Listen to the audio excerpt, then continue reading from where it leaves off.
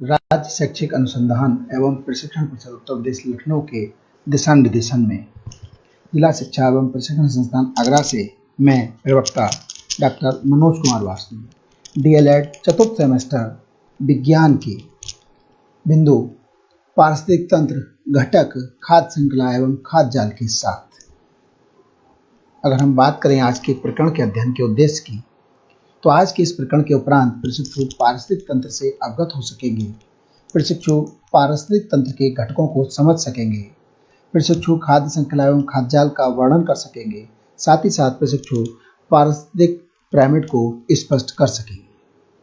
अगर हम देखें आज हम क्या विषय वस्तु पढ़ने जा रहे हैं, तो आज हम बात करेंगे पारिस्थितिक तंत्र की संरचना क्या है, पारिस्थितिक तंत्र के घटक कौन कौन से हैं, खाद्य श्रृंखला एवं खाद्य जाल क्या है और पारिस्थितिक पिरामिड क्या है। पारतंत्र या पारिस्थितिक तंत्र क्या है? पारतंत्र या पारिस्थितिक तंत्र एक ऐसी प्राकृतिक इकाई है जिसमें एक क्षेत्र विशेष के सभी जीवधारी शामिल होते हैं और केवल जीवधारी सम्मिलित नहीं होते हैं, उसके अंतर्गत उसके जैविक और अजैविक दोनों घटक सम्मिलित होते हैं, जो कि अपने अजैव पर्यावरण के साथ अंतः क्रिया करके एक संपूर्ण जैविक इकाई बनाते हैं। जहां तक पारिस्थितिकी शब्द के प्रयोग की बात है, पारिस्थितिकी शब्द का प्रयोग सर्वप्रथम एजी टेंसले ने 1935 में किया था।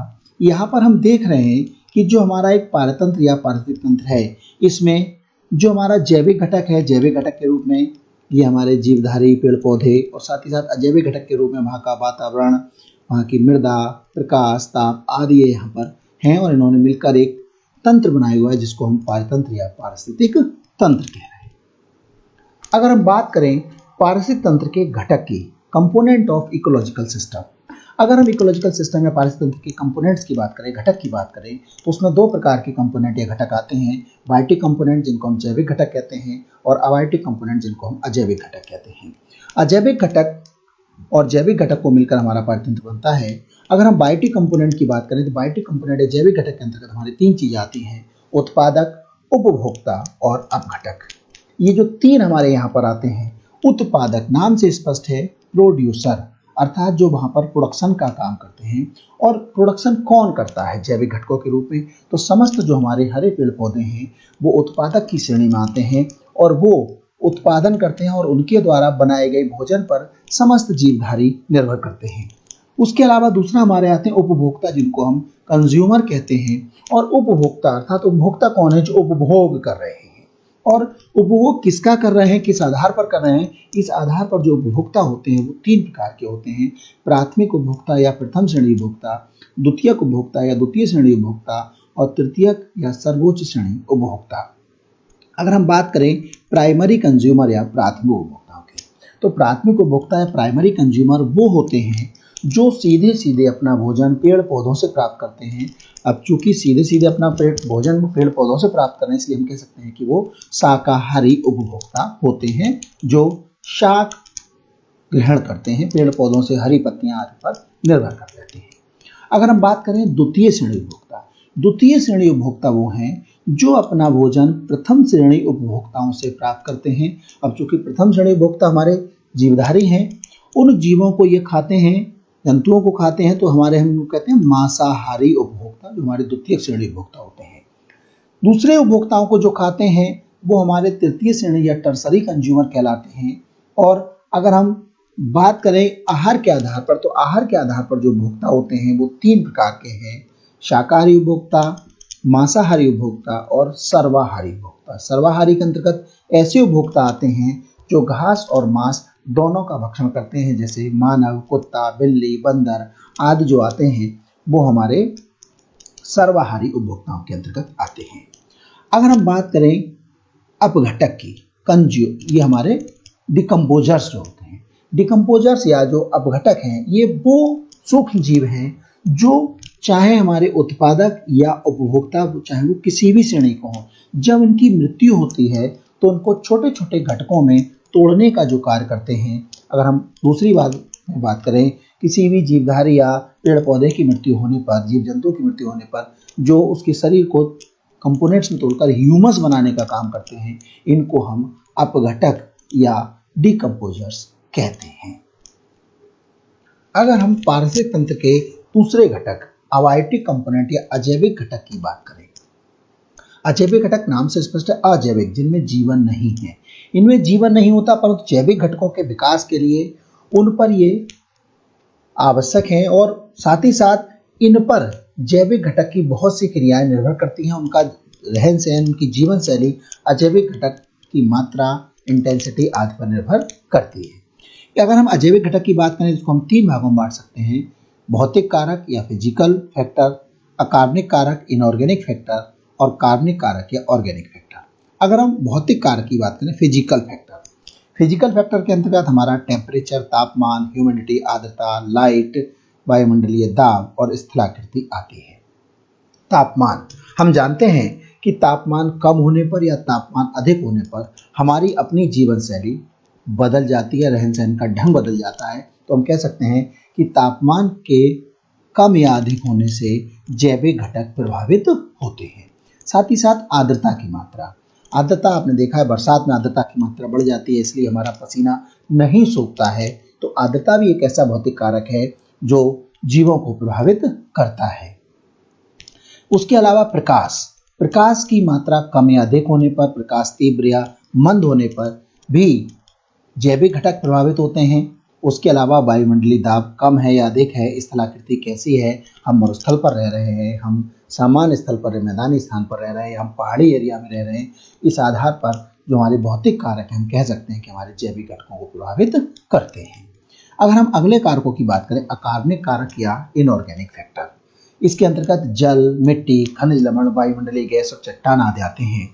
जल, अगर हम देखें जल कम है, जल अधिक है, जल सामान्य है, जल खारी है, या जल कितनी गहराई पर पाया जाता है, इस आधार पर ही हमारी जीवन शैली प्रभावित होती है, जीवधारी प्रभावित होते हैं। मिट्टी किस प्रकार की है, अगर आपने देखा होगा मिट्टी की प्रकृति बदलने पर वहाँ पर पैदा होने वाली फसलों का प्रकार बदल जाता है, किस प्रकार की फसल कहाँ पैदा होती है, मिट्टी में किस प्रकार खनिज लवण पाए जा रहे हैं, या जो वायुमंडलीय गैस है, अगर वायुमंडलीय गैस में वायुमंडलीय प्रदूषण अधिक है, किसी ऐसी विषैली गैस की मात्रा अधिक है, तो वहाँ भी वो निश्चित रूप से वहाँ के जीवधारियों को प्रभावित करती है। कार्बनिक कारक, ऑर्गेनिक फैक्टर की अगर हम बात करें, हम जो जानते हैं सभी जंतुओं के लिए जीवित रहने के लिए प्रोटीन, कार्बोहाइड्रेट, वसा और अन्य अवयवों की आवश्यकता होती है। तो ये ऐसे कार्बनिक कारक हैं जो हम जानते हैं पेड़ पौधों द्वारा बनते हैं, जीवों के शरीर में बनते हैं और ये उनके लिए प्रभावित भी करते हैं। तो हम कह सकते हैं कि जैविक और अजैविक घटक जब मिल जाते हैं तो हमारे पाचन का निर्माण होता है और जैविक घटक अजैविक घटक को और अजैविक घटक जैविक घटकों को आपस में अन्योन क्रिया द्वारा प्रभावित करते हैं। अगर हम पारिस्थितिक तंत्र के प्रकार की बात करें तो पारिस्थितिक तंत्र जो होते हैं वो सामान्य रूप से दो प्रकार के होते हैं, प्राकृतिक पारिस्थितिक तंत्र और कृत्रिम या मानव निर्मित पारिस्थितिक तंत्र। अगर हम देखें प्राकृतिक पारिस्थितिक तंत्र, तो प्राकृतिक पारिस्थितिक तंत्र में हमारे दो प्रकार के पारिस्थितिक तंत्र आते हैं, स्थलीय पारिस्थितिक तंत्र और जलीय पारिस्थितिक तंत्र। हम कह सकते हैं हमारा टेरेस्ट्रियल इकोसिस्टम एंड दूसरा जो हमारा होता है एक्वेटिक इकोसिस्टम। तो जो हमारा स्थलीय पारिस्थितिक तंत्र है, स्थल, अब स्थल पर क्या है, वहां पर वन है, स्थल कैसा है, मरुस्थल है, या स्थल वहां पर घास का मैदान या हम कह सकते हैं ग्रासलैंड इकोसिस्टम है। तो जो हमारा स्थलीय पारिस्थितिक तंत्र इसको हम तीन भागों में बांट सकते हैं, फॉरेस्ट इकोसिस्टम जिसको हम वनीय पारिस्थितिक तंत्र कह रहे हैं, हमारा डेजर्ट इकोसिस्टम या मरुस्थलीय पारिस्थितिक तंत्र, या ग्रासलैंड इकोसिस्टम या घास के मैदान का पारिस्थितिक तंत्र। अगर हम देखें इनमें से कोई भी हम पारिस्थितिक तंत्र देखें, वनीय, मरुस्थलीय, घास के मैदान का, तो वहां पर पाए जाने वाले जो हमारे जैविक और अजैविक घटक हैं वो कहीं ना कहीं भिन्न हैं। अगर हम वनीय पारिस्थितिक तंत्र की बात करें तो वहां पर प्रथम श्रेणी उपभोक्ता, द्वितीय श्रेणी उपभोक्ता, तृतीय श्रेणी उपभोक्ता अलग प्रकार के होंगे। अगर हम मरुस्थलीय पारिस्थितिक तंत्र की बात करें तो वहां पर प्रथम श्रेणी, द्वितीय श्रेणी, तृतीय श्रेणी उपभोक्ता अन्य प्रकार के होंगे। और अगर हम ग्रासलैंड या घास के मैदान की बात करें तो वहां पर जो हमारे उत्पादक प्रथम श्रेणी, द्वितीय श्रेणी, सर्वोच्च श्रेणी उपभोक्ता होंगे वो भिन्न प्रकार के होंगे।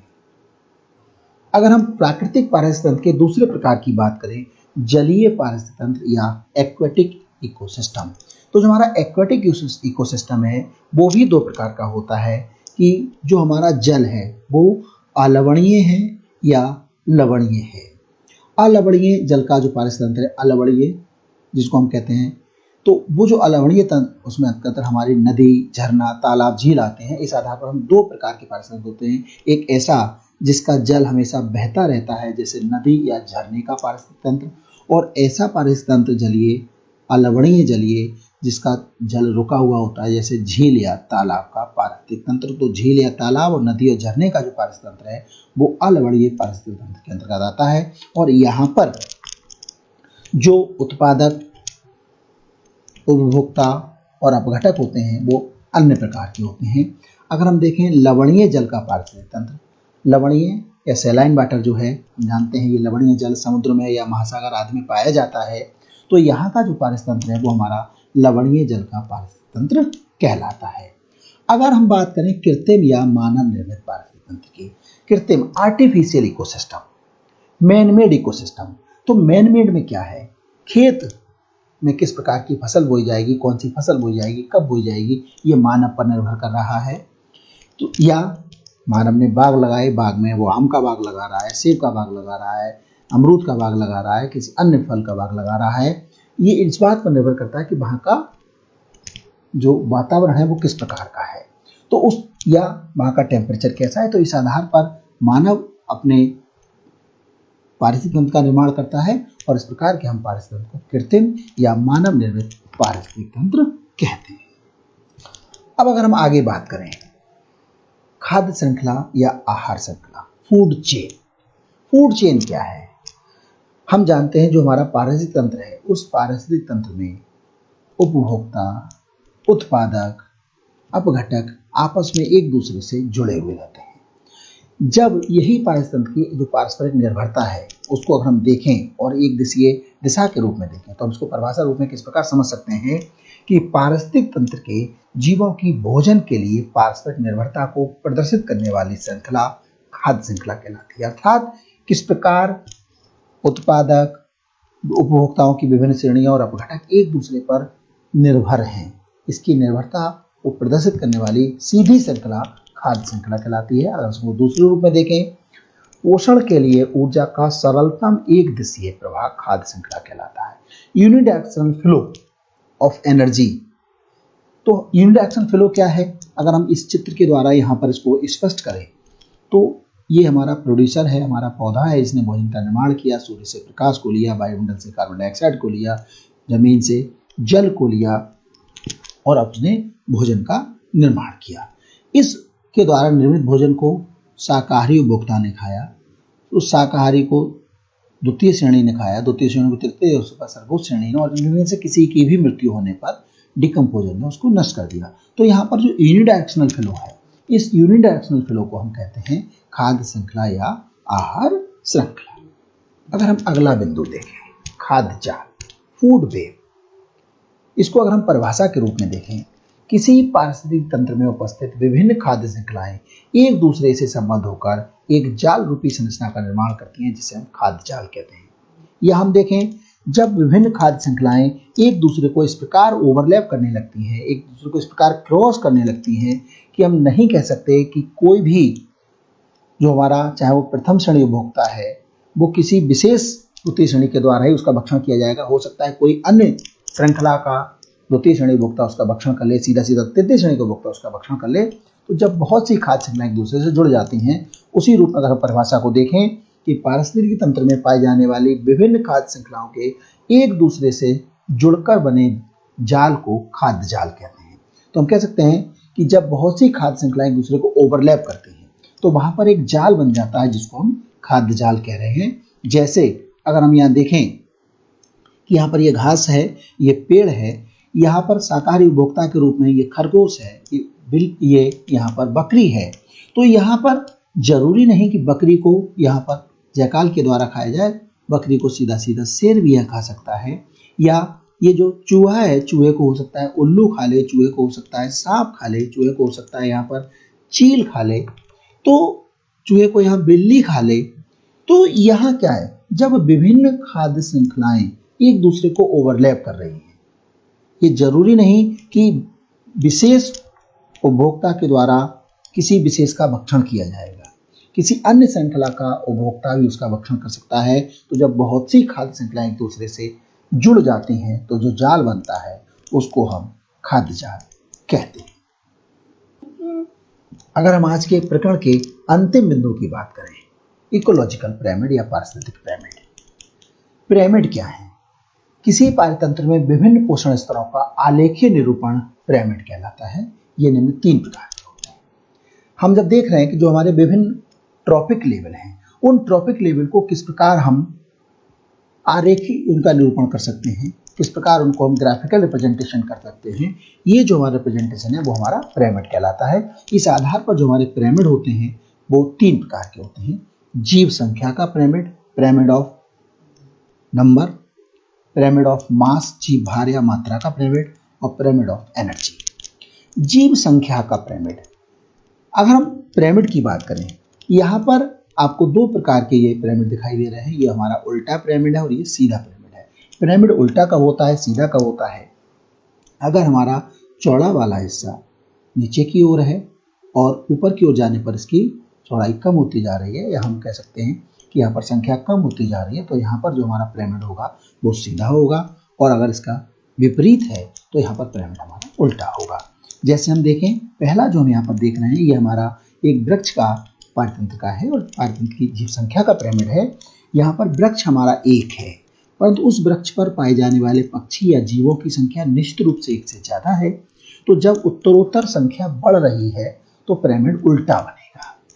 अब यहाँ पर इन पक्षियों के शरीर पर पाए जाने वाले इन द्वितीय श्रेणी उपभोक्ताओं की संख्या या उनके शरीर पर पाए जाने वाले पिस्सों, किल्ली आदि की संख्या और ज्यादा हो गई तो हम कह सकते हैं, और उसके बाद इन पर निर्भर जो जीव है उनकी संख्या और अधिक हो गई, तो यहाँ पर जो हमारा पिरामिड बना वो उल्टा बना। तो हम कह सकते हैं इस प्रकार हमारा जीव संख्या का उल्टा पिरामिड बना।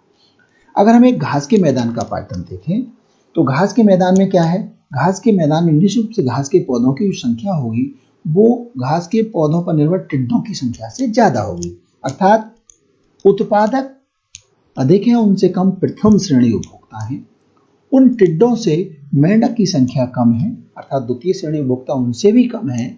मेंढक की संख्या सांप से अधिक है या सांपों की संख्या मेंढक से कम है, तो हम कह सकते हैं तृतीय श्रेणी की संख्या द्वितीय श्रेणी से कम है और तृतीय श्रेणी से सर्वोच्च की संख्या कम है। अर्थात ऊपर की ओर जाने पर लगातार संख्या में कमी आती जा रही है, तो हमारा पिरामिड सीधा बनेगा। तो इस प्रकार हम कह सकते हैं कि जीव संख्या का जो हमारा पिरामिड है वो उल्टा और सीधा दोनों प्रकार का बन सकता है। अगर हम बात करें यहाँ पर जीव भार या मात्रा का पिरामिड, जीव भार या मात्रा का पिरामिड भी हमारा उल्टा और सीधा दोनों प्रकार का बन सकता है। जैसे अगर हम एक वन के पारिस्थितिक की बात करें, तो वन में वहां पर पौधों का जो भार होगा, पेड़ों का जो भार होगा, वो निश्चित रूप से प्रथम श्रेणी उपभोक्ताओं या शाकाहारी उपभोक्ताओं से अधिक होगा। उन शाकाहारी उपभोक्ताओं का भार द्वितीय श्रेणी के भार से अधिक होगा और द्वितीय श्रेणी उपभोक्ताओं का जो भार होगा वो सर्वोच्च श्रेणी उपभोक्ताओं से अधिक होगा। तो इस प्रकार हम कह सकते हैं कि हम उत्पादक से जब हम सर्वोच्च श्रेणी उपभोक्ता की तरफ जा रहे हैं तो निश्चित रूप से उनके भार में क्या आती जा रही है? कमी आती जा रही है। जब कमी आती जा रही है तो इस प्रकार हमारा जो पिरामिड बना वो हमारा सीधा बनेगा। परंतु इसी को हम दूसरे रूप में देखें, हम एक जलीय पारिस्थितिक को ले लें, तो जलीय पारिस्थितिक के सापेक्ष जो हमारा जीव भार या मात्रा का पिरामिड बनेगा वो उल्टा बनेगा। अगर हम जलीय पारिस्थितिक की बात करें तो वहां पर जो उत्पादक होंगे, जिनको हम फाइटोप्लैंक्टन्स कह रहे हैं, वो फाइटोप्लैंक्टन्स का जो मास होगा वो हर्बीवोरस या शाकाहारी वहां पर जो है प्रथम श्रेणी जो हमारे उपभोक्ता हैं उनसे क्या होगा? कम होगा। और जो हमारे शाकाहारी हैं उनका मास क्या होगा? मांसाहारी से कम है। तो यहाँ पर आप देख रहे हैं कि जो पिरामिड बना वो उल्टा बना। तो हम कह सकते हैं कि जीव भार या मात्रा का जो पिरामिड है वो उल्टा और सीधा किसी भी प्रकार का बन सकता है। अगर हम बात करें ऊर्जा के पिरामिड की, तो ऊर्जा का जो पिरामिड है वो हमेशा सीधा बनता है, कभी भी वो उल्टा नहीं बनता है। क्योंकि हम जानते हैं जो सूर्य है, सूर्य से सबसे अधिक जो ऊर्जा प्राप्त होती है वो उत्पादकों को प्राप्त होती है। उत्पादकों से कम ऊर्जा प्रथम श्रेणी उपभोक्ताओं में हस्तांतरित होती है। प्रथम श्रेणी उपभोक्ताओं से कम ऊर्जा द्वितीय श्रेणी उपभोक्ताओं में हस्तांतरित होती है और द्वितीय श्रेणी उपभोक्ताओं से कम ऊर्जा तृतीय श्रेणी उपभोक्ताओं में हस्तांतरित होती है या सर्वोच्च श्रेणी उपभोक्ताओं में हस्तांतरित होती है। ऊर्जा का 10% का नियम है कि जितनी ऊर्जा उत्पादकों को प्राप्त होगी उसका 10% का हस्तांतरण शाकाहारी या प्रथम श्रेणी उपभोक्ताओं में होगा। शाकाहारी या प्रथम श्रेणी को जितनी ऊर्जा प्राप्त होगी उसका 10% का हस्तांतरण द्वितीय श्रेणी में होगा, और द्वितीय श्रेणी को जितनी ऊर्जा प्राप्त होगी उसका तृतीय श्रेणी में, और तृतीय श्रेणी को जितनी ऊर्जा प्राप्त होगी उसका 10% का हस्तांतरण हम कह सकते हैं कि अपघटक या डिकम्पोजर्स में होगा। तो इस प्रकार ऊर्जा का पिरामिड हमेशा सीधा बनता है, जबकि जीव संख्या या जीव भार का पिरामिड इस बात पर निर्भर करता है कि वो पिरामिड कहाँ का है। वो उल्टा भी हो सकता है और वो सीधा भी हो सकता है। तो आज हमने चर्चा की कि पारिस्थितिक तंत्र क्या है, उसके घटक क्या हैं, पारिस्थितिक तंत्र के प्रकार क्या हैं, और साथ ही साथ खाद्य श्रृंखला, खाद्य जाल और पिरामिड क्या हैं। धन्यवाद।